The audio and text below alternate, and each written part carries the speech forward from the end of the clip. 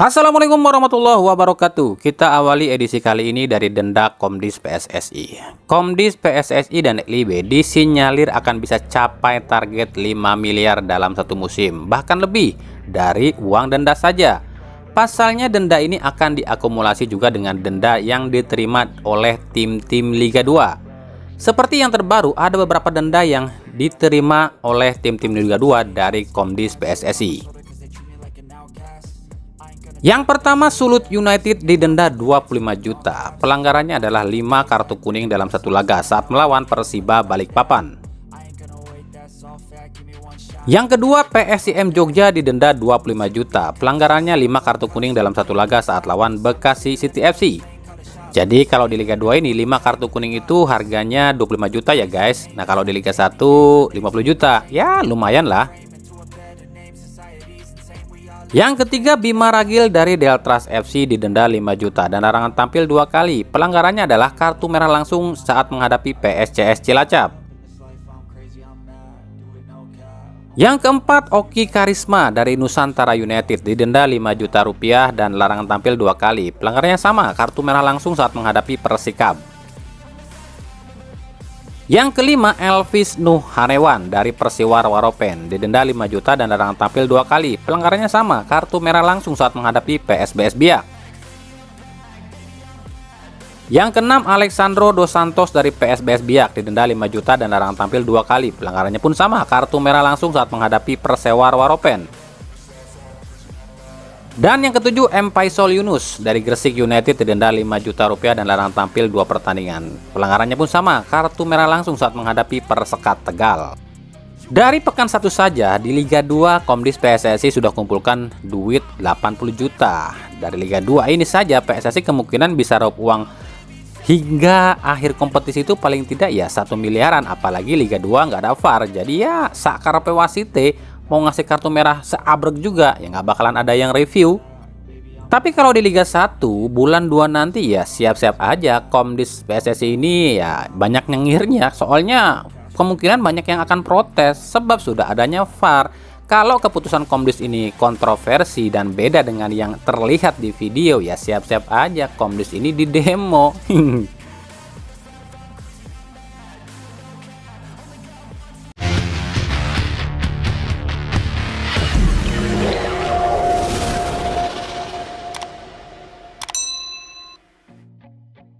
Bicara soal VAR, PSSI sebelumnya berencana terapkan VAR di Liga 1 ini di bulan 2 alias bulan Februari. Tapi patut dicatat ya, nggak semua pertandingan akan dipasangi VAR dulu.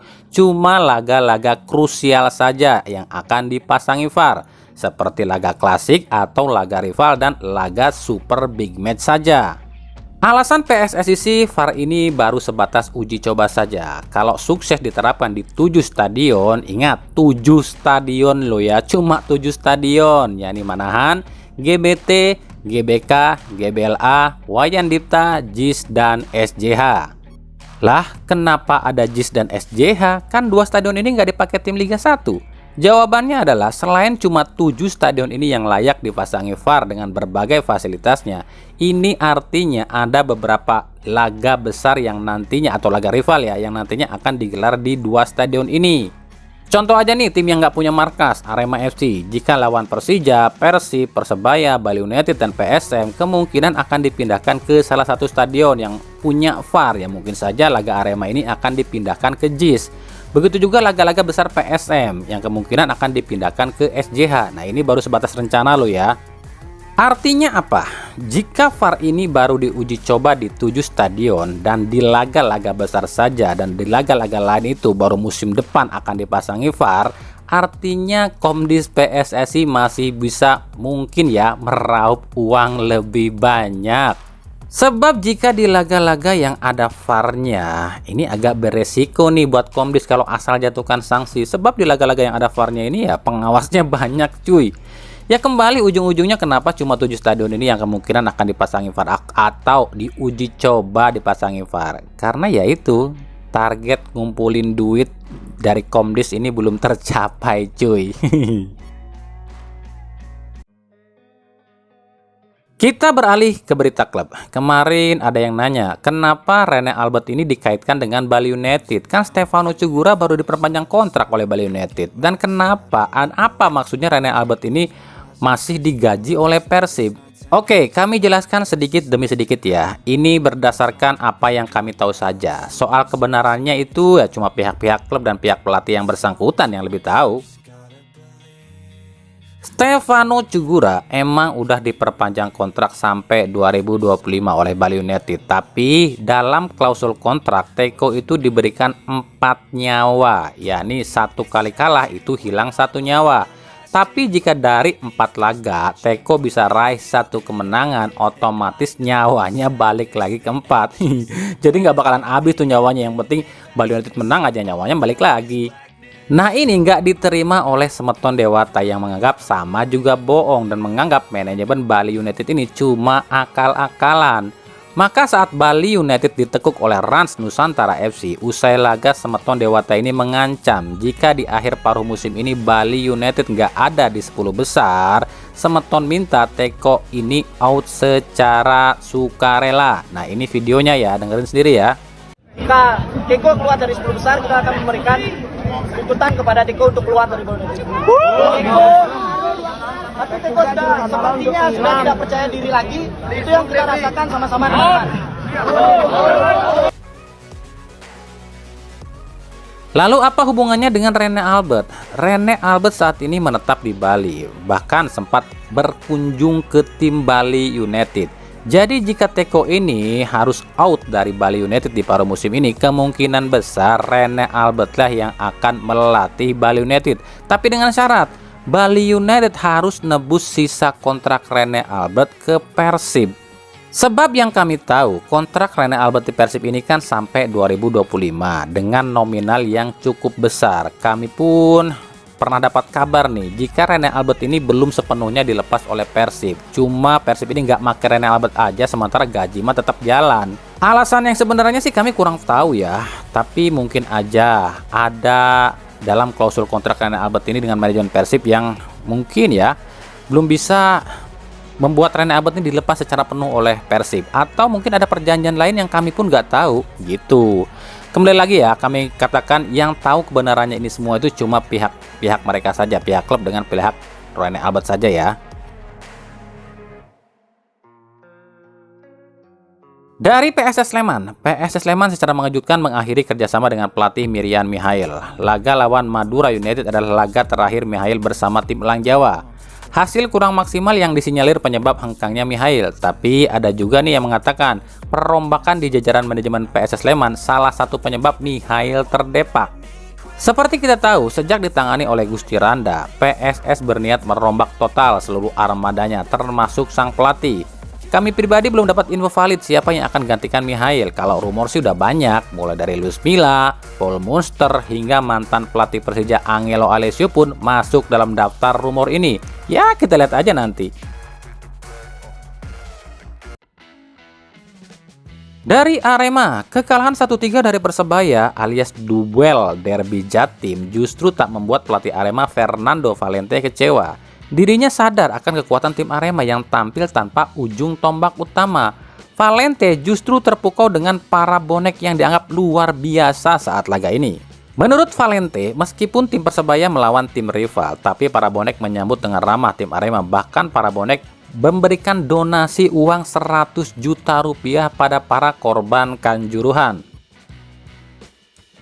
Saya sangat mengapresiasi pada Persebaya dan supporternya. Inilah sejatinya sepak bola. Sepak bola itu harus dinikmati, bukan peperangan. Saya bangga pada supporter Persebaya. Meskipun laga ini laga rival, tapi kami disambut baik dengan ramah. Ini contoh yang bagus dalam sepak bola, ujar Valente. Wah, jangan-jangan musim depan Valente akan duet sama sang anak nih di Persebaya. Berbeda cerita dengan nasib yang dialami sang mantan pelatih Persebaya juga warga asli Malang, Aji Santoso. Aji mengatakan merasa malu atas apa yang diraih Persikabo bersama dirinya. Sejak datang ke Persikabo, Aji Santoso belum mampu hadirkan kemenangan. Aji mengaku pasrah andai dirinya dicopot di pertengahan musim ini. Menurut Aji, segala upaya sudah dikerahkan, tapi memang sulit membangun karakter para pemain Persikabo. Padahal secara skuad tim ini lumayan loh. Kipernya timnas, backnya timnas, dan striker utama timnas pula. Tapi ya itu kembali lagi, permainan sepak bola bukanlah permainan individu, tapi permainan tim. CR7 aja kalau masuk ke Persikabo belum tentu bisa merubah tim kalau nggak didukung para pemain lain, ya kan?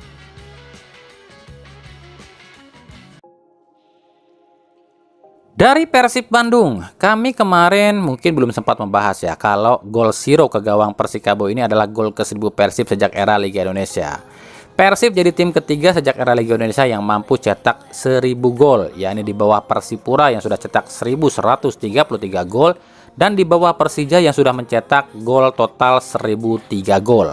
Nah, pencapaian Boyan Hodak di Persib ini memang belum bisa dibilang apik meskipun sudah mulai ada progres, sebab Luis Milla pun saat pertama kali latih Persib justru jauh luar biasa.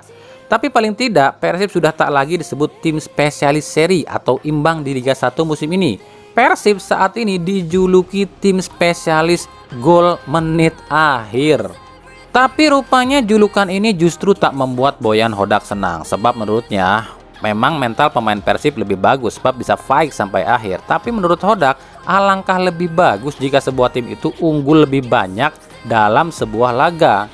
Sebab hal itu akan mengurangi beban bagi para pemain di lapangan. Maka dari itu, Hodak menilai ada sejumlah PR yang harus dibenahi dirinya di Persib. Salah satunya yang diungkapkan Hodak adalah konsentrasi, fokus, dan penyelesaian akhir.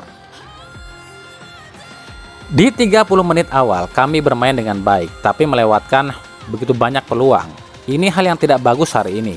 Penyelesaian akhir dan final pass, kami di laga tadi terlihat gugup. Saya tidak tahu kenapa. Beberapa operan akhir kerap gagal dan pada momen setelah kami mencetak gol, lagi-lagi pemain terlena dan bersantai. Padahal Bayangkara ini pada dasarnya cuma mendapatkan peluang itu dari bola mati. Ketika pemain nomor 18 ini masuk, dia mampu memberikan masalah bagi kami. Kami tahu skema long throw ini, tapi pemain kami tak cukup bagus atasi ini, ujar Boyan Hodak. Nah, kan benar ulasan kami. Kan kami udah bahas, selain Bali United, Persija, dan PSM, Bayangkara FC adalah salah satu tim yang jika dihadapi oleh para pemain Persib ini selalu gugup. Sebab ini tuh lantaran pemain Persib ini belum move on dari hasil-hasil musim-musim sebelumnya, dimana ketika hadapi 4 tim ini, para pemain Persib ini selalu kalah mental. Dan untuk Matias Mayer sendiri, Boyan Hodak mengatakan no comment, sebab meskipun Persib menginginkan pemain ini, belum tentu Persib bisa mendapatkan dan pasti akan rebutan dengan tim-tim lain. Mungkin semua juga tahu pemain ini adalah nyawa tim ini, dan ini sulit dimanapun untuk dapatkan dia, termasuk Persib. Pasti tiap tim akan berebut dapatkan pemain ini, ujar Boyan Hodak. Nah, kita akan lihat apakah Persib ini mau bersaing mendapatkan Matias Mayer dengan klub-klub lain, atau kembali lagi Persib ini selalu berpegang ataupun beralasan dengan embel-embel mahal teing. Persib pun don duluan buat dapetin Mayer. Padahal jika Mayer ke Persib dengan tipikal gaya melatih Hodak, ya kami pikir Persib akan jadi tim yang menakutkan di Liga 1. Gimana menurut kalian?